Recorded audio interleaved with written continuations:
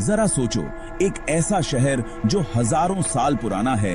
ये शहर कभी जिंदगी का केंद्र हुआ करता था। यहाँ सड़कें थीं, घर थे और पानी निकासी का बहुत अच्छा सिस्टम भी था। ये है मोहनजोदारो, प्राचीन दुनिया का एक अजूबा। आज के पाकिस्तान में स्थित Mohenjodaro UNESCO world heritage site है।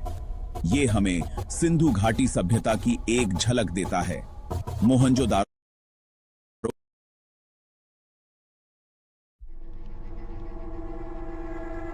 जरा सोचो, एक ऐसा शहर जो हजारों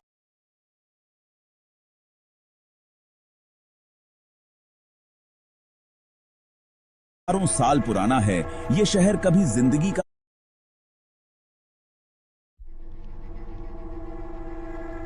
जरा सोचो, एक ऐसा शहर जो हजारों साल पुराना है। ये शहर कभी जिंदगी का केंद्र हुआ करता था। यहाँ सड़कें थीं, घर थे और पानी निकासी का बहुत अच्छा सिस्टम भी था। ये है मोहनजोदारो, प्राचीन दुनिया का एक अजूबा। आज के पाकिस्तान में स्थित Mohenjodaro UNESCO world heritage site है। ये हमें सिंधु घाटी सभ्यता की एक झलक देता है। मोहनजोदारो का मतलब सिंधी में मुर्दों का टीला होता है।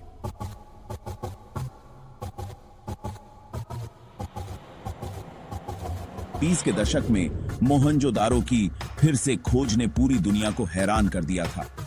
इस शहर के उन्नत नगर नियोजन और वास्तुशिल्प आज भी पुरातत्वविदों को आकर्षित करते हैं। सिंधु घाटी सभ्यता, जिसे हड़प्पा सभ्यता भी कहा जाता है, कांस्य युग की एक सभ्यता थी। यह लगभग 300 से 1300 ईसा पूर्व तक सिंधु नदी घाटी में फली फूली। यह सभ्यता अपने विकसित शहरी केंद्रों, उन्नत तकनीक और व्यापक व्यापार नेटवर्क के लिए जानी जाती थी।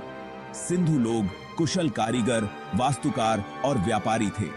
उन्होंने एक अनोखी लेखन प्रणाली, मानकीकृत वजन और माप और एक जटिल कृषि प्रणाली विकसित की थी। मोहनजोदारो और हड़प्पा जैसे बड़े शहरों की योजना बहुत ही सोच समझकर बनाई गई थी। उनके पास ग्रिड जैसे स्ट्रीट लेआउट, उन्नत जल निकासी व्यवस्था और प्रभावशाली सार्वजनिक इमारतें थीं।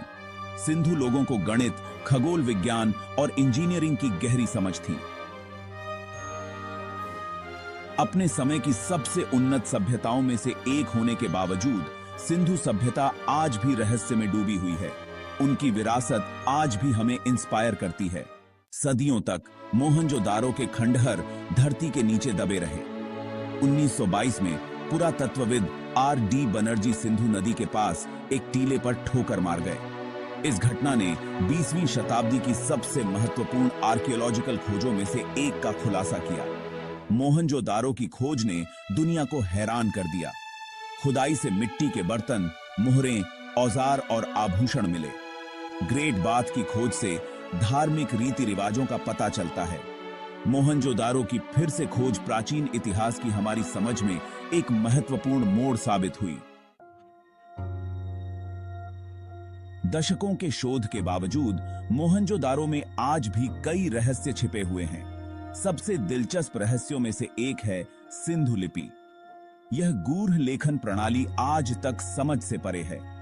विद्वानों ने 400 से ज्यादा अलग अलग प्रतीकों की पहचान की है। हालांकि उनका मतलब आज भी एक रहस्य है। एक और रहस्य है मोहनजोदारो का सामाजिक और राजनीतिक संगठन। अन्य प्राचीन सभ्यताओं के विपरीत यहां महलों, मंदिरों या शाही कब्रों का कोई प्रमाण नहीं मिला है। किलेबंदी की अनुपस्थिति शांतिपूर्ण जीवन का संकेत देती है, कम से कम उनके इतिहास के एक महत्वपूर्ण हिस्से के लिए। मोहनजोदारो के पतन के कई कारण बताए गए हैं, जिनमें जलवायु परिवर्तन, आक्रमण और नदी के रास्ते में बदलाव शामिल हैं। इन अनुत्तरित प्रश्नों के बावजूद मोहनजोदारो हमें एक परिष्कृत प्राचीन सभ्यता की एक आकर्षक झलक देता है। भाग 5, व्यवस्था और नवाचार का शहर। मोहनजोदारो अपने असाधारण शहरी नियोजन के लिए प्रसिद्ध है। यह शहर ग्रिड पैटर्न में बनाया गया था, जिसमें सड़कें समकोण पर एक दूसरे को काटती थीं। इस ऑर्गेनाइज्ड लेआउट ने शहर के भीतर आवाजाही को आसान बनाया और उच्च स्तर की नागरिक योजना का सुझाव दिया। मोहनजोदारो की सबसे खास विशेषताओं में से एक इसकी उन्नत जल निकासी व्यवस्था है। ज्यादातर घरों में निजी बाथरूम और शौचालय थे। गंदे पानी को ढके हुए नालों के जरिए बहाया जाता था, जो सड़कों के किनारे किनारे बने होते थे। शहर की वास्तुकला भी सावधानी पूर्वक योजना और कुशल कारीगरी को दर्शाती है। घर मानकीकृत आकार की पकी हुई ईंटों से बनाए गए थे। मोहनजोदारो का अर्बन प्लानिंग और इंफ्रास्ट्रक्चर अपने समय से बहुत आगे थे। भाग 6। एक हलचल भरे महानगर में जीवन। मोहनजोदारो एक हलचल भरा महानगर था, जहां तरह तरह के लोग रहते थे। शहर में अलग अलग पृष्ठभूमि के लोग रहते थे और काम करते थे। सबूत बताते हैं कि यहां कारीगर, व्यापारी, किसान, मजदूर और शायद शासक या प्रशासक भी रहते थे। शहर की अर्थव्यवस्था व्यापार, कृषि और शिल्प उत्पादन पर निर्भर थी। मोहनजोदारो के निवासी आरामदायक जीवन जीते थे।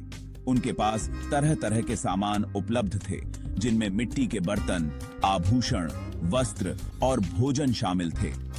खिलौनों, खेलों और संगीत वाद्य यंत्रों की खोज से पता चलता है कि यहाँ का सांस्कृतिक जीवन बहुत ही जीवंत था।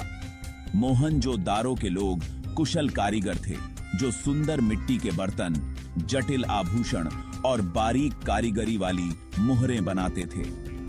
सिंधु नदी के किनारे बसे होने के कारण यहां से दूर दूर तक व्यापार करना आसान था। भाग 7। मान्यताएं और रीति रिवाज। हालांकि सिंधु लिपि आज भी एक रहस्य है, लेकिन पुरातत्वविदों को मोहनजोदारो के लोगों के धार्मिक विश्वासों और रीति रिवाजों के बारे में कुछ सुराग मिले हैं। महिलाओं की मूर्तियां, जिन्हें अक्सर इलैबोरेट हेडड्रेसेस और आभूषणों के साथ दिखाया जाता है, एक देवी की पूजा का सुझाव देती हैं। जानवरों की मिट्टी की मूर्तियों, जैसे कि बैल और हाथी, की खोज से पता चलता है कि उनके धर्म में जानवरों का बहुत महत्व था।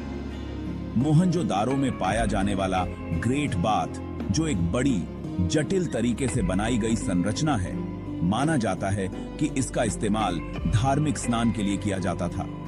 योग मुद्राओं के चित्र वाली मोहरों की उपस्थिति ध्यान और आध्यात्मिक अभ्यासों का सुझाव देती है। मोहनजोदारो के लोगों का धर्म बहुदेववादी प्रतीत होता है, जिसमें प्रजनन क्षमता,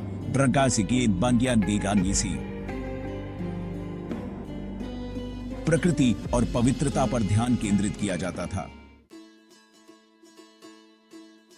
भाग 8। व्यापार और संबंध। मोहनजोदारो व्यापार और वाणिज्य का एक प्रमुख केंद्र था। सिंधु नदी के किनारे स्थित होने के कारण यह जल मार्गों के एक विशाल नेटवर्क से जुड़ा था, जो इसे दूर के क्षेत्रों से जोड़ता था। सबूत बताते हैं कि शहर के मेसोपोटामिया, मिस्र और उस समय की अन्य सभ्यताओं के साथ व्यापारिक संबंध थे। मोहनजोदारो में मेसोपोटामिया और फारस की खाड़ी से मुहरों और कलाकृतियों की खोज से लंबी दूरी के व्यापार मार्गों के अस्तित्व की पुष्टि होती है। सिंधु लोग कपास, वस्त्र, मिट्टी के बर्तन और कीमती पत्थरों का निर्यात करते थे। बदले में वे कच्चे माल, विलायती सामान और शायद पशुधन का आयात करते थे। मोहनजोदारो के व्यापक व्यापार नेटवर्क प्राचीन सभ्यताओं के इंटरकनेक्टेडनेस को उजागर करते हैं। भाग 9। मोहनजोदारो का पतन। लगभग 1900 ईसा पूर्व मोहनजोदारो का पतन शुरू हो गया। इसके अबैंडनमेंट के सही कारणों पर आज भी विद्वानों के बीच बहस जारी है। इसके कई कारण बताए गए हैं, जिनमें एनवायरमेंटल चेंजेस, आक्रमण और व्यापार मार्गों में बदलाव शामिल हैं।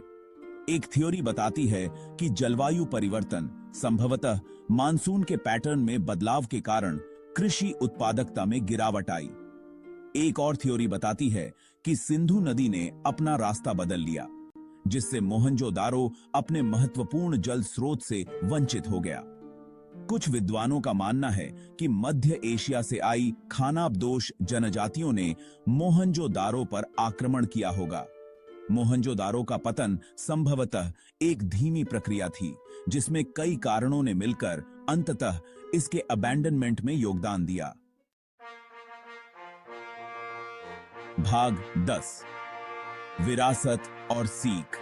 अपने रहस्यमय पतन के बावजूद मोहनजोदारो एक अमिट विरासत छोड़ गया। शहर की फिर से खोज ने प्राचीन इतिहास की हमारी समझ में क्रांति ला दी। इसने दक्षिण एशिया में एक परिष्कृत शहरी सभ्यता के अस्तित्व का पता चलाया, जो प्राचीन दुनिया की अन्य महान सभ्यताओं के समकालीन थी। मोहनजोदारो का उन्नत अर्बन प्लानिंग, इसकी ग्रिड जैसी सड़कों, सोफिस्टिकेटेड ड्रेनेज सिस्टम और सार्वजनिक इमारतों के साथ आज भी लोगों को ऑब और वंडर से भर देता है। स्वच्छता, हाइजीन और सिविक प्लानिंग पर शहर का जोर आधुनिक शहरी विकास के लिए बहुमूल्य सबक प्रदान करता है। शहर की विरासत आज भी शोध और एक्सप्लोरेशन को इंस्पायर करती है, जो नवाचार और सोफिस्टिकेशन की एक खोई हुई दुनिया की झलक देती है।